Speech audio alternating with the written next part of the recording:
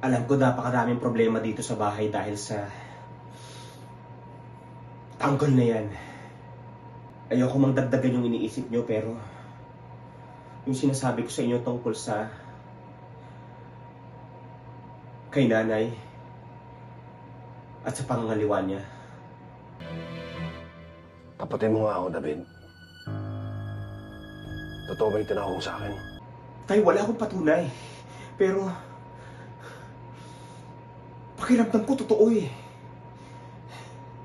Tay, kayo ba wala kayong napapansin? Hindi kaya ginagantihan kayo ni nanay? Kasi di ba nagkaroon kayo ng Lena? Hindi malabong mangyari yun. Huwag niyong hayaan na iputan kayo ni nanay. Iparamdam niyo sa kanya na dapat hindi na kayo ginagago. Na kayo si Darigor Gumagina. Hindi niya dapat kayo iniiputan. Kaya gumawa kayo ng paraan, tay. David.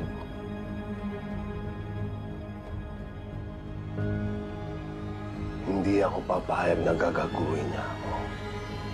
Pag-isipan niyo yun, tay. Huwag niyong hayaang iputan kayo ni nanay sa ulo. Alam niyo ba kaya yung rason niya eh.